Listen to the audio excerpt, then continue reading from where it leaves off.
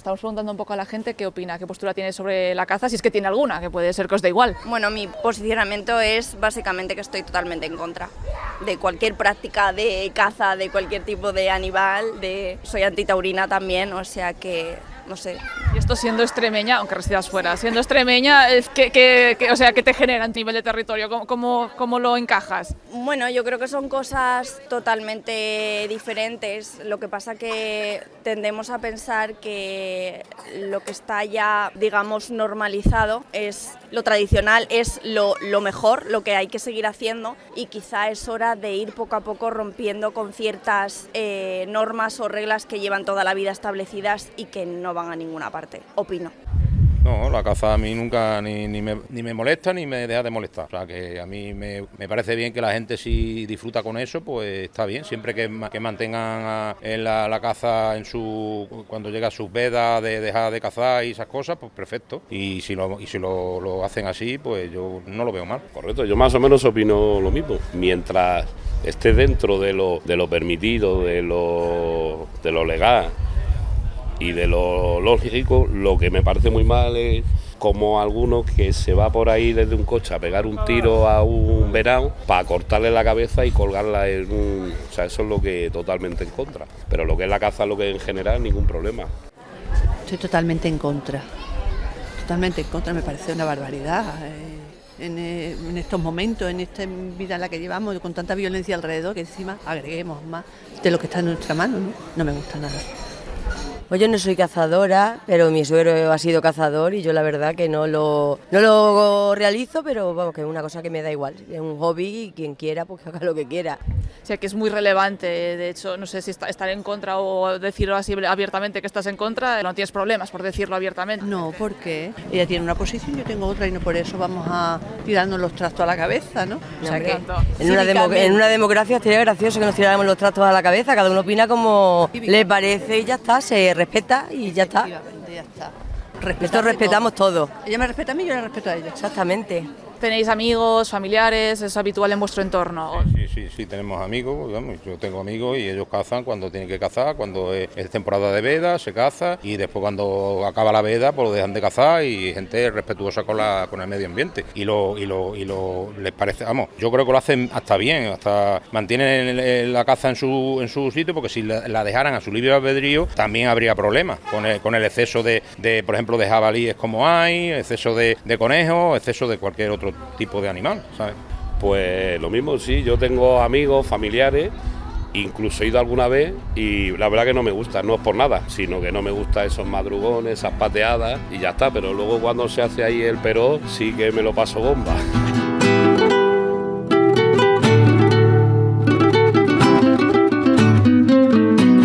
Que viva España, amb Ben Mazafón.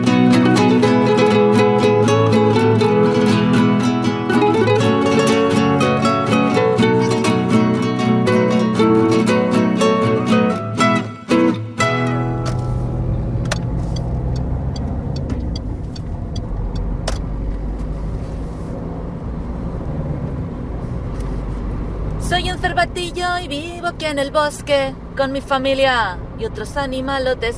Aquí la vida es sencilla y tranquila, sin alboroto, viviendo en paz y en armonía.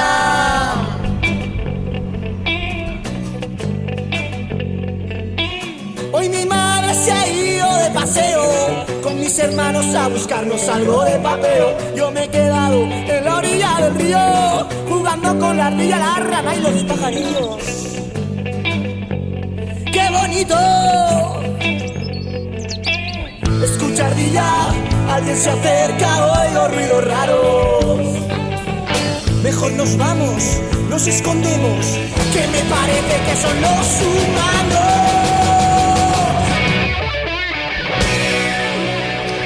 Desde un maravilloso espacio social, La Enredadera, estamos en Mérida. Nos acompaña Manuel Nogueras. Manuel, hola, ¿qué tal? Hola, ¿qué tal? Buenas tardes. Mérida, desde nuestro desconocimiento, ¿cómo es esta ciudad en la que nos encontramos ahora mismo? Yo creo que lo más importante, y así también nos situamos, ¿cómo es la gente que tiene dinero aquí? ¿De dónde es la gente que tiene dinero aquí, por ejemplo? A ver, como ciudad, Mérida es una ciudad de 60.000 habitantes del interior peninsular y que además es capital de una comunidad autónoma. De manera que se condensan muchas cosas. Se condensa dinero, se condensa poder, al ser una ciudad pequeña todo el mundo se conoce y aquí la gente que tiene dinero o lo ha hecho muy rápidamente al calor de empresas sobrevenidas después de la extinción del tejido industrial de Mérida, o es gente rica de toda la vida. Del 39. Sí. De toda la vida. De toda la vida del 39, claro. Pero incluso aquí, a ver, en otros sitios ha habido revolución industrial, revolución... Aquí no hubo nada de eso. Extremadura no tiene puerto de mar, Extremadura está en el interior, no es una frontera especialmente afortunada en cuanto a tráfico de nada históricamente, y tenía pues la clase terrateniente, o las tierras estaban en manos de una gente no especialmente hábil en la gestión productiva de la misma. Entonces pues es hija de su situación, de un tiempo histórico y de una inercia histórica. Vamos a entrar en materia. A mí siempre me gusta cabrear a los sectores quizá más violentos, diría yo, de un sitio. Soy valenciana, me meto mucho con, allí los llamamos los bous al carrer, los toreritos estos de calle. Y aquí en Extremadura he venido y me gustaría hablar del sector de la caza. El 83% de la superficie de Extremadura corresponde a cotos de caza, ya sean sociales o privados. ¿Esto es correcto? ¿Esto es así? No, es incorrecto, porque es el 82. No, así, entre el 82 y el 83. No es especialmente... Va a sorprender lo que digo, pero no es un dato especialmente espectacular, porque en el conjunto del territorio estatal es del 85%. Yo pensaba que esta cifra era muy alta. Es que es altísima. Es que lo gordo es que en el Estado español el 85% del territorio está a disposición de un sector de la población tan... A ver, no diminuto, pero bueno, pero tampoco es... ¿Alguien imagina que todos los ríos de la península estuvieran en manos de las federaciones de piragüismo? No se le pasa a nadie por la cabeza. En cambio, aquí el 85% del territorio estatal son cotos de caza. Es territorio cazable, con todo lo que implica. En Extremadura es el 83, sí. Pero vamos, está en la media, ¿eh? Sorprende, ¿verdad?, este dato. Sorprende muchísimo, porque yo pensaba que aquí este porcentaje era alto y realmente no se ajusta a la media estatal. Es alto porque en otros sitios, a ver, la catalogación no implica necesariamente el uso, ya que el uso es intensivo en muchos sitios. En otros no se puede dar así, en otras comunidades no se puede dar, pero son cazables. Por ejemplo, en la Comunidad Autónoma Vasca y Navarra, sobre todo en la Comunidad Autónoma Vasca, la presión de la caza es terrible, sobre el medio periurbano, por decirlo de alguna manera. Recordar la muerte de una señora el otro día en Deva, dentro de su casa, en Deva. ¿Cómo funciona el sector aquí? Así como, no sé, grosso modo, a nivel de licencias, o a nivel administrativo, a nivel de regulación, un poco para que nos hagamos una idea los que lo desconocemos por completo. Bueno, funciona como en todas partes. Licencias, cotos de distintas naturalezas, licencias de caza o federaciones, mejor dicho, la gente se federa, y luego licencias de armas. Extremadura tiene una característica curiosa con respecto a otros sitios, no a todos, ya verás por qué te lo cuento, porque Extremadura tiene tú te puedes federar aquí y, digamos, ese permiso te vale en otras comunidades. La licencia la intercomunitaria se llama. Tú te sacas la licencia, o sea, para cazar, y puedes cazar aquí, en el País Valenciano, Murcia, Cataluña, Aragón, Navarra, Comunidad Autónoma Vasca y Asturias. Eso se hizo para facilitar justamente que se cazara más y se cazara mejor. ¿Puedes hacer como Erasmus de caza dentro del territorio estatal? Sí, claro. Tú tienes tu licencia y la tienes de aquí, pero te vale para otras comunidades autónomas y te vale para esas, exactamente esas. Aquí uno de los temas en liza constantemente se sitúa en el Parque Natural de Monfragüe. Nacional, perdón. Es que eso de nacional implica mucho, la diferencia. Implica más. A nivel de protección, entiendo yo, y también de regulación y demás. ¿Qué es lo que pasa en este parque nacional? Como en todos los parques nacionales, no se puede cazar. ¿Qué sucede? Que ahora se ha levantado esa prohibición para establecer una suerte de control cinegético y se ha establecido en los términos de que se pueden rebajar determinadas cuotas de población de ciervos y de jabalíes. Entonces la dialéctica se establece, las líneas de tensión están entre si se puede hacer o no en territorios, en espacios que no sean de titularidad pública. Vale. En el parque hay espacio de titularidad pública y de titularidad privada. Entonces el asunto es si se puede hacer en los dos, y otra línea de tensión es si además se puede hacer, digamos, implementando los medios habituales. Estamos hablando de batidas i de reales de perros. Nota a peu de pàgina. Les batudes són una modalitat de caça que es fa amb els participants dividits en dos grups. Un dels dos grups, ajudat pels gossos, és el que assetja les peces per a que isquen del seu refugi.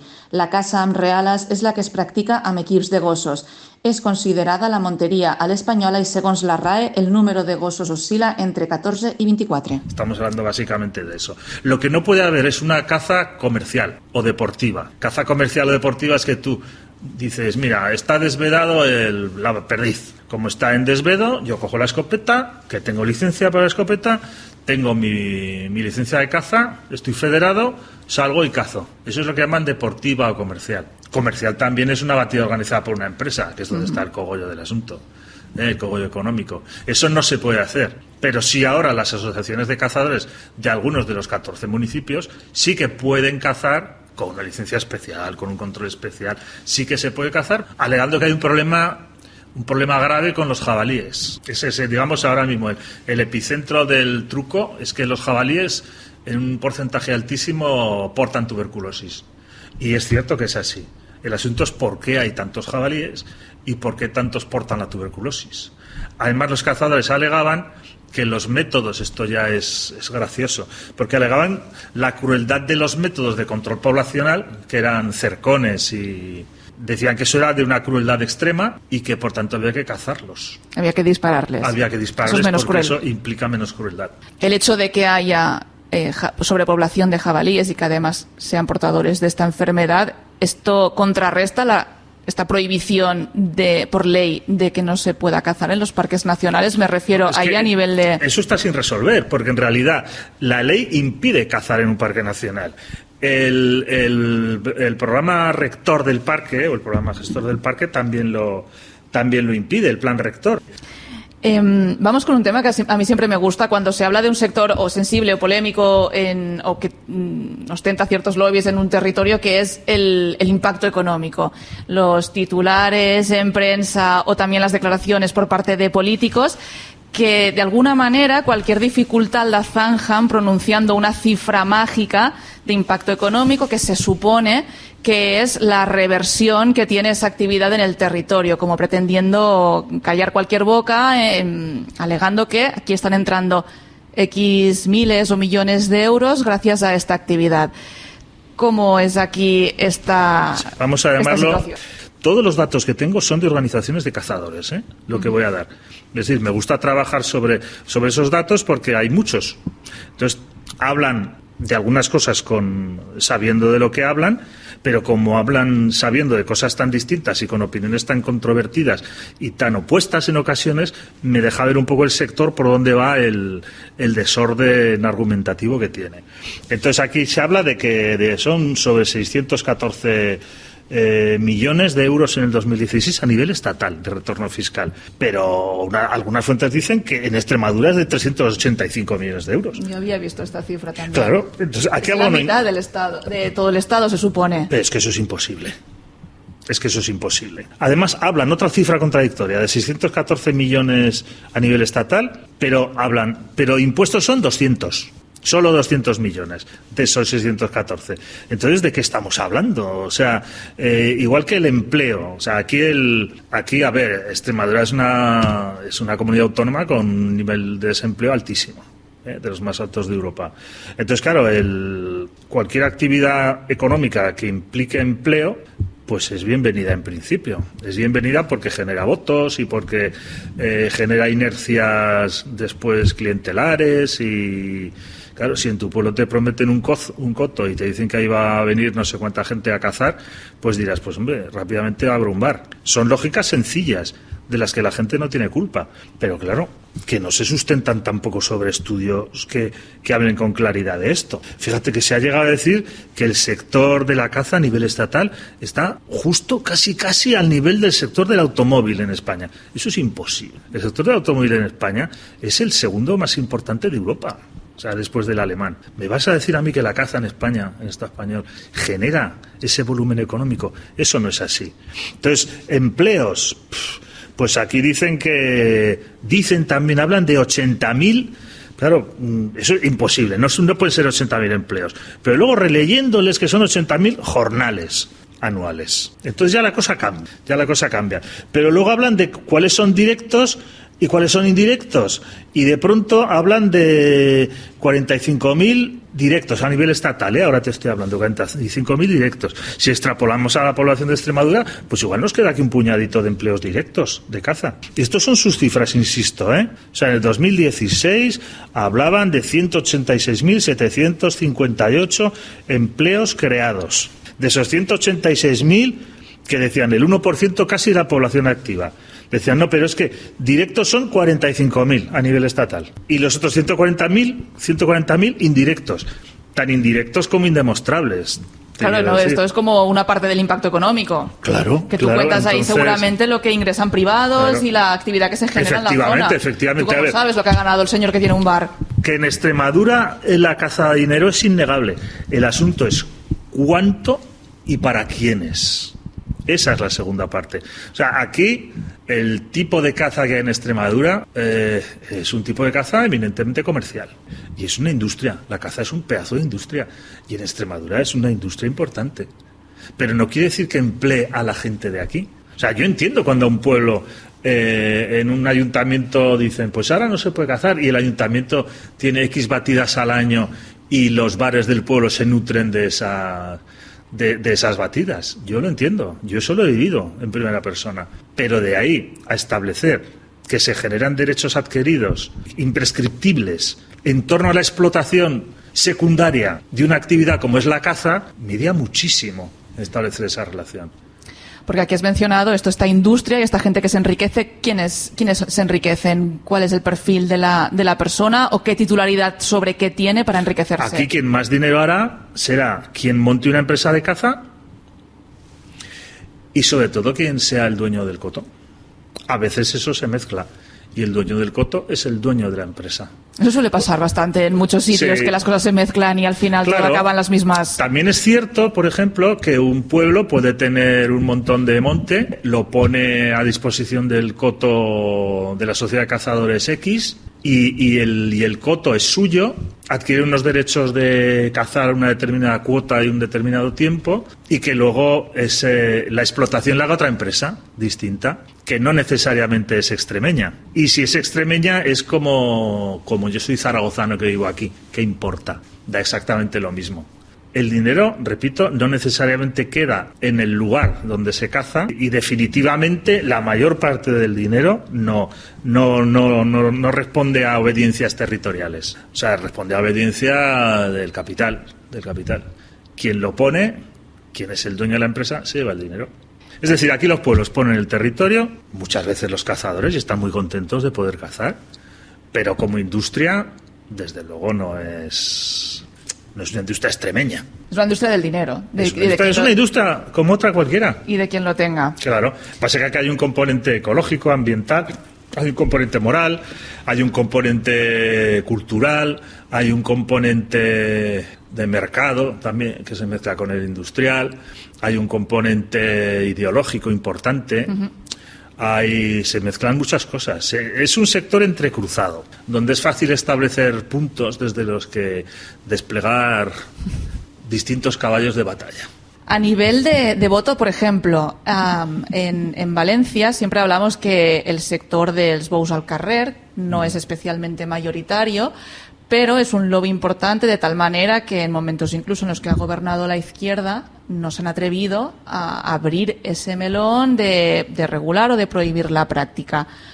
¿Cómo es aquí la situación a nivel de población implicada y de intención de voto? Es decir, la determinación que realmente hace del voto y de los resultados electorales aquí. Mira, aquí hay 35.000, es un dato compartido, en torno a 35.000 licencias.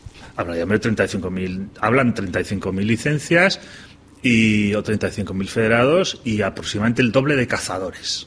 Es decir, gente que no renueva la licencia. Licencias que han estado cayendo en picado desde el 2008, 2010. O sea, pero a nivel estatal. Aquí no hay datos diferentes que los de nivel estatal. El descenso es del 30%, pongamos por caso, desde el 2010 hasta ahora, aproximadamente, ¿eh? Probablemente sea más.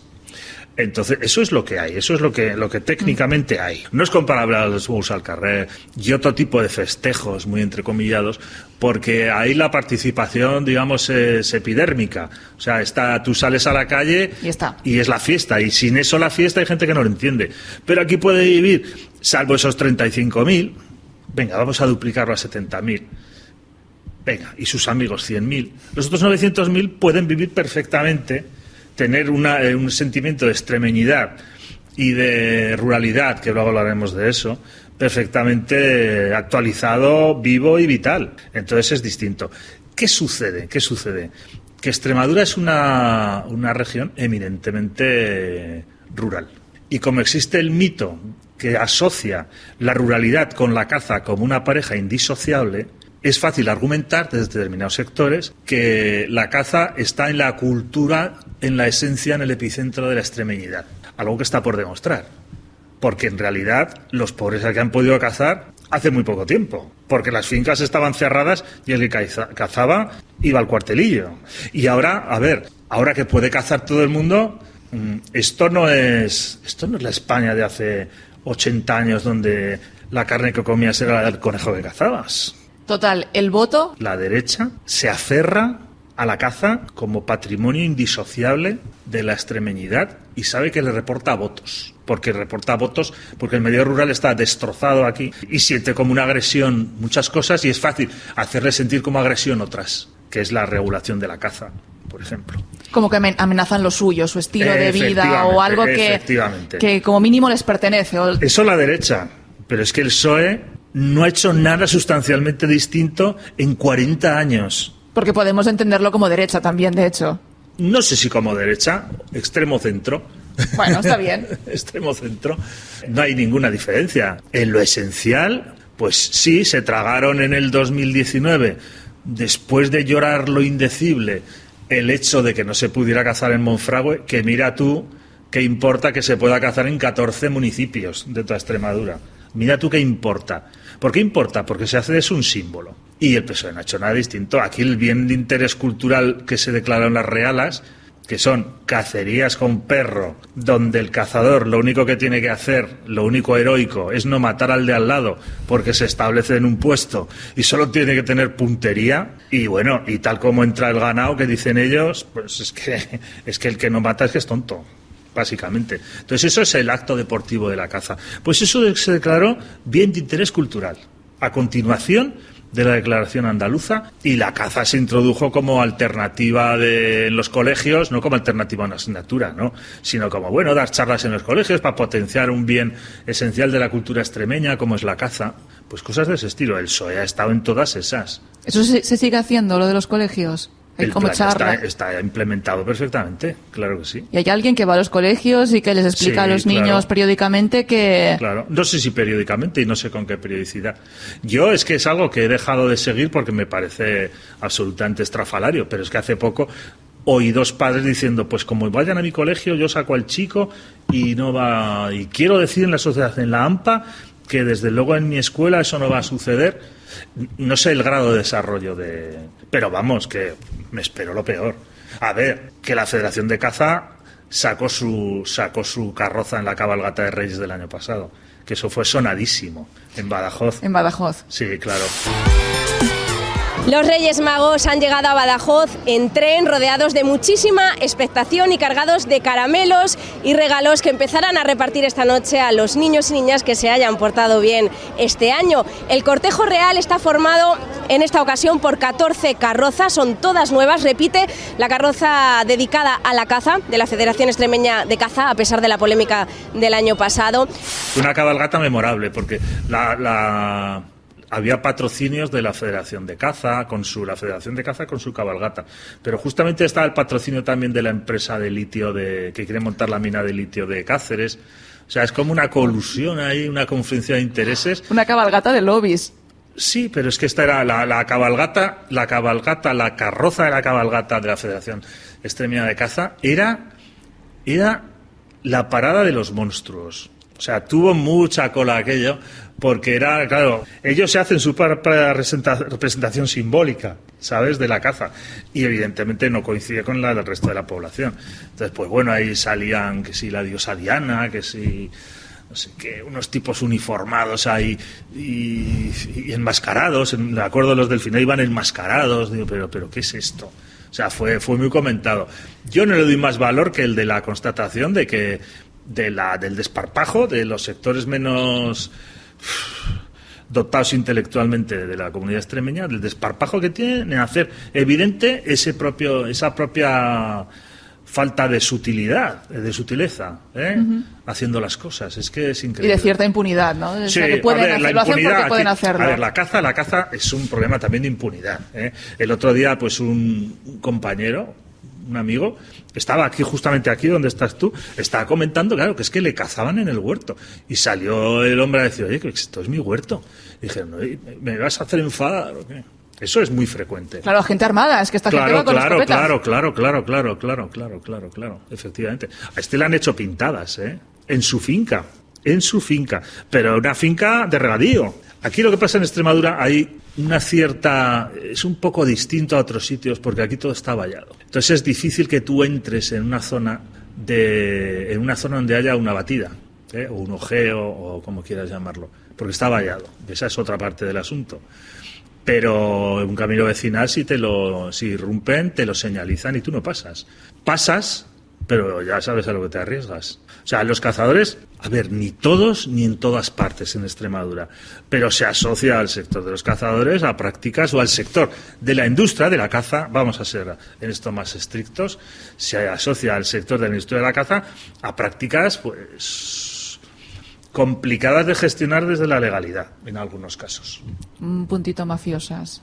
Complicadas de gestionar desde la legalidad. Complicadas de gestionar desde la legalidad. Date cuenta, no voy a ponerme aquí yo a decir prácticas mafiosas cuando a un agente forestal de Cáceres pues le ponen un artefacto en el coche y estalla el artefacto. ¿Eso ha sido hace poco? 2 años. En el 2016 pues le dan un palizón a una persona de un pueblo. Eso está documentado todo. Fernando Llorente Arrego, le dan un palizón que a poco lo matan y bueno, pues todo el mundo sabía que detrás de aquello estaba probablemente gente que tenía que ver con la ganadería y con la caza.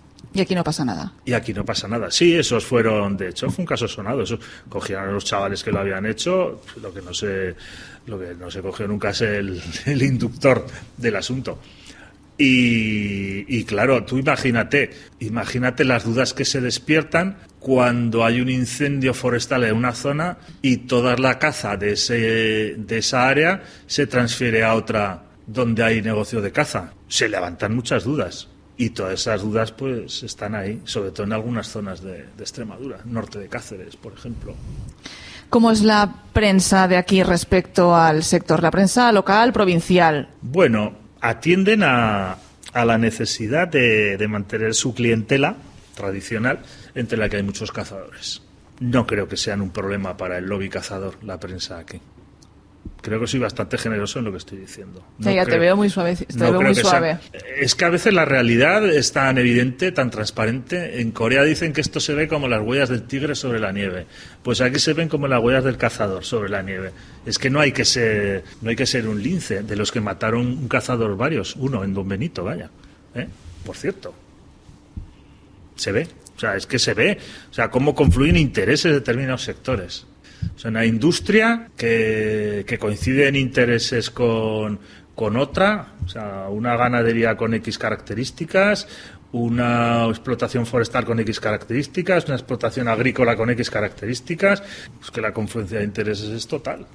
Y ni en todas partes, ni en todos sitios con la misma caracterización. O sea, yo no voy a caer en la tentación de hacer tabla rasa, ni siquiera con la industria de la caza. Mira lo que te digo. No voy a hacer tabla rasa, porque hay caracterizaciones distintas, como las hay del medio rural. Exacto. Que eso habría que ver luego también qué tiene de rural la caza, porque igual analizar las federaciones igual tiene mucho que ver también con una realidad básicamente urbana. Urbana de recreo. Claro que sí. Claro que sí. A ver, la caza es un componente esencial del medio rural de muchas partes del mundo y ha cubierto un expediente económico, nutricional, cultural, ritual, simbólico, en muchas masculinidad. Partes. De masculinidad, porque detrás de esto también está el patriarcado. Eso es así y eso es innegable. Pero también cumplió ese patrón la esclavitud, por ejemplo, y nadie se le ocurriría ahora tener esclavos. Yo no digo que no haya que cazar nunca y en ningún sitio. Además, lo que yo diga no importa. Lo que importa es la realidad de los hechos y cómo en esta comunidad autónoma estos hechos despliegan influencias que tienen que ver con múltiples aspectos de desarrollo de la propia comunidad. Y la caza cumple muchísimos de esos parámetros, muchísimos. Te digo, los económicos, los culturales, los políticos. Publicabas un artículo en El Salto sobre, bueno, que era bastante interesante, sobre un perro, a raíz de un perro que habían encontrado... Morir como un perro. Morir como un perro que habían encontrado, que entiendo que será uno de muchos, a raíz de la actividad, en este caso muerto, bueno, todas estas prácticas que... Sí, la práctica está de colgar los galgos cuando termina la temporada. A ver, ni todos los galgueros cuelgan los galgos, ni todos los árboles tienen un galgo colgando, pero eso sucede. Y me conmovió aquello porque, no sé, me parecía de un salvajismo extremo volverte a encontrar con algo así. También hay gente que cuida a sus perros como si fueran sus hijos, que esa es otra. Hay de todo. Pero lo que es objetivo es que los perros de Reala están en condiciones pésimas hasta el momento de la suelta. Eso es objetivo y cierto. Eso es inobjetable. No hay nadie que te pueda decir lo contrario. Y que cuando termina la temporada hay centenares de perros divagantes, también es cierto. También es cierto. Si yo fuera un cazador diría, sí, pero es que cuando llegan las vacaciones también hay un montón de perros abandonados por la gente que se va de vacaciones. Y digo, es verdad. Pero es que igual la reflexión de fondo es cuál es nuestra relación con otras especies. Yo tengo la sensación de que en la caza comercial y sobre todo en la industrial, los animales son herramientas o bien bienes de consumo. No hay más. Son como una máquina más. Son como una máquina fábrica, por ejemplo. Y la caza es un producto que, vuelvo a insistir, ni en todas partes, ni todo el mundo es igual. Pero esto lo digo no para establecer unos cazadores buenos y otros malos, sino para que tampoco tengamos una visión unívoca, por decirlo de alguna manera, de un fenómeno poliédrico y complejo, como es la caza. Los aspectos morales yo creo que en esto tienen que estar, son objeto de otro debate, sobre el que también tengo una opinión, y los cazadores tienen otra, o algunos la misma. Yo he hablado con cazadores con los que no había ninguna diferencia ética, por decirlo de alguna manera. ¿Cuál es el perfil del cazador? Por ejemplo, has dicho, he hablado con cazadores... El cazador es un varón, primero. Para empezar. Para empezar es un varón de más que mediana edad. ¿Poder adquisitivo? Medio. A ver, la caza, los que dan dinero a la caza son los cazadores ricos, pero no todos los cazadores son ricos. Pero hay mucha gente de poco dinero que caza. La caza no es cara, 70 euros la licencia. Mira tú. Pasa que pues tienes que invertir en armas y cuanto más compleja es la caza, la industria que la acompaña también se llena de gadgets y de...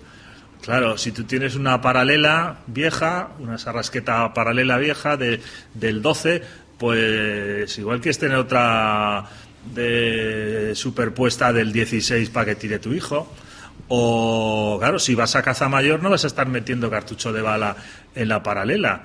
Pues tienes que comprarte un rifle. Y los rifles ya valen pasta también. Y que tiene un rifle y ves el del otro y dices, pues es que igual quiero esta otra cosa. Y la carabina del 22, pues la tengo vieja, pero no me la quito.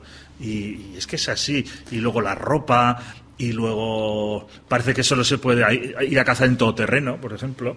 Cuando lo único que tienes que hacer es meterte por la pista y llegar al sitio. Si aquí te sientan, el organizador te sienta en el sitio donde tienes que disparar. Es caro en función de tu voluntad de ostentar, practicando la... A ver, es que la caza tiene un aspecto también de interconexión y de relación social muy importante. Esto es como una especie de ópera para los que van y en el descansillo hacen sus networkings en el liceu, por ejemplo, claro, que son aficiones relativamente caras aquí también. Viene mucha gente a cazar. A ver, a Extremadura hay gente que viene a cazar en helicóptero, viene y se va. Y se hacen batidas de perdiz, por ejemplo, con un lujo que es para verlo, es para verlo. Que lo de menos es disparar a veces. Bueno, es importante, pero... Sí, porque el aspecto ritual de la muerte el aspecto patriarcal, viril de la muerte Tiene que estar.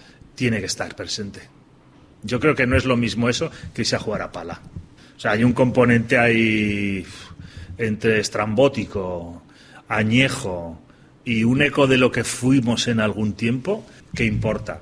Pero claro, ahí se establecen relaciones sociales. Y si aquí hay cotos que vale mucho dinero cazar y que te aseguran muchas piezas, los que vienen a cazar son ricos. Y esos ricos no viven de la caza, viven de sus negocios, que también los hacen en este sector. Y luego, claro, quien tiene... Aquí hay cotos enormes, como no lo podéis imaginar, enormes, de miles de hectáreas y miles de hectáreas, que cuesta recorrerlo con todo terreno, lleva su tiempo. Entonces, claro, quien posee eso, posee más cosas. Y si posee más cosas estamos hablando del poder económico, pero el poder económico de verdad. Y volviendo al principio, siendo que Extremadura es históricamente una región, una comunidad de grandes terratenientes, la asociación, no solo metafórica, del poder, el terrateniente, el territorio y la caza, el ejercicio de la caza, no es trivial, no es un hecho a despreciar. O sea, yo no digo, Extremadura no son los santos inocentes, pero la Extremadura de ahora sí que es hija de los santos inocentes. Y el epicentro argumental, moral, de los santos inocentes sigue vivo y latiendo, intacto, absolutamente intacto.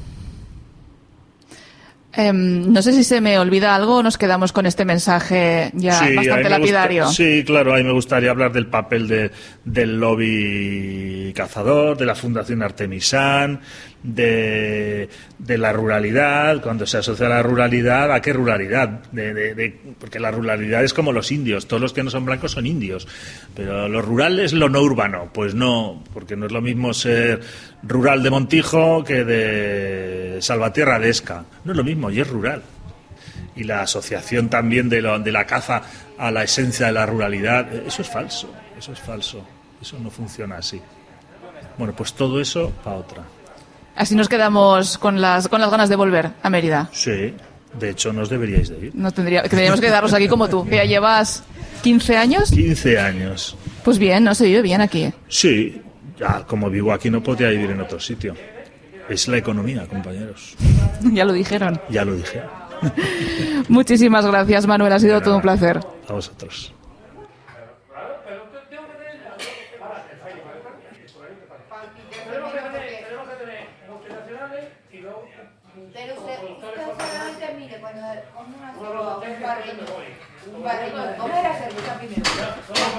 ¿Tenéis algún tipo de vino dulce o alguna cosa así similar, algún licor así, moscatel?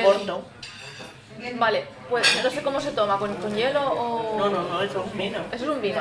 Ah, vale, vale, perfecto. Pues como yo... el Málaga. Vale. No es tan dulce, pero es dulce, es un vino que se trae de uva pasa. Vale, pues ¿puedes una copita? Sí, claro. Y he vendido las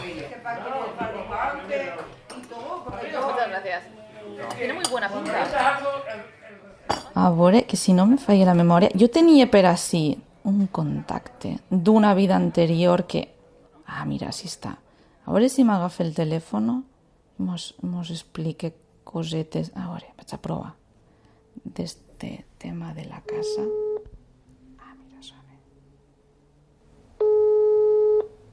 Diga. Hola, Gustavo. Sí. Hola, que sóc Emma, te vaig escriure l'altre dia. Ah, sí, muy bien, Emma, dime, reina. Com estàs? Muy, pues mira, resistiendo. Conta'm. Escolta, mira, és que estic fent un podcast i estava parlant un poquet del tema de la casa. Com sé que tu eres un poc aficionat i tal, era per saber si te podia entrevistar breument. Bueno, vale, dime lo que vulguis. Jo te volia preguntar, tu quina casa has practicat? O practiques? Tota. La casa menor y la casa mayor y la casa internacional. I un poquet en què consistís, o tu exactament què és el que fas? Contractes algú per anar o tens com la teua quadrilla? Com funciona això? La casa menor la faig en una quadrilla, en un grupo d'amics, saps? Això per Castelló, o què? No, bueno, en Castelló i en tota Espanya. Vale. A Extremadura i això, per exemple, als teus puestos també has anat? No, a Extremadura no he anat mai, per desgràcia, que haver volgut anar, però per almenys en Toledo he estat en Montovegas, en Ciudad Real. Vale. Y bien, y entonces ahí sí que anem en un grupo d'amics, i en fin, sí. Que tots són caçadors, claro. Claro. Sereu tot homes? Home, De moment, només de moments. Les dones es comencen ara a això, saps? Es comencen a... L'altre dia va ser campiona d'Espanya de tir de plat una xica d'Albacete. Ah, mira. Elles van entrant poquet a poquet, però van entrant ja. I a tu què és el que més t'agrada de casa? O què és la part que t'enganxa? Jo, les aquàtiques. La casa d'aquàtiques. Ah, sí? Sí, la casa d'aquàtiques, la casa de patos i això és la casa més bonica que n'hi ha.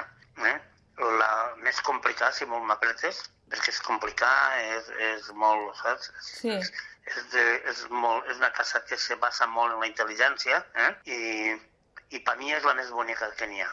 I així per al comú dels mortals, és una afició, jo què sé, careta? T'has deixat molta perra en això o com? Home, jo m'ha deixat molta perra perquè ha casat fora d'Espanya, saps? I la casa internacional és molt cara, però la casa nacional no és tan cara, és una casa molt acceptable i molt de tot. El que passa és que ara ja m'ha fet major i la casa internacional ja l'estic deixant. Quants anys tens ara? Un muntó, ne tinc 74. Va, però segur que estàs estupendo. 74 anys, però vull dir que en fi, gràcies a Déu estic ben conservat i encara vaig a casar, saps? Claro que sí. Pues, Gustavo, era un poc això, Home, pues jo soc un caçador, ja t'ho he dit, que soc un caçador molt complet, o ho ha sigut, no? Ha sigut un caçador molt complet i molt... Però ara ja, a poc, vaig deixar el meu, no? Perquè és com tot, no? Però i a cuidar-se, també. Què? I a cuidar-se, a agarrar calma i a cuidar-se. Bueno, sí, això és a part, però és així, O sigui que la casa és... Muy bien. Pues Què més volies saber, reina? No, en això, jo la veritat és que m'has ajudat molt i m'has situat un poquet en el sector que jo la veritat es coneixia un poc. Aixina que... No, res, t'ho agraïs molt i no te moleste més. Muy bien, reina. Pues vale. Nada, el que vulguis. Moltíssimes gràcies i bona nit. Molt bé, reina, un bes. Adéu. Adéu. Es tremendo, este señor. Pero bueno, yo creo que un poquet, no? Més o menos, sí que li sents la veu, com s'expressa, el que ha explicat... És l'altra part del que mos había dicho Manuel. ¿Cuál es el perfil del cazador? Por ejemplo, has dicho, he hablado con cazadores... El cazador es un varón, primero. Para empezar. Para empezar es un varón de más que mediana edad. ¿Poder adquisitivo? Medio.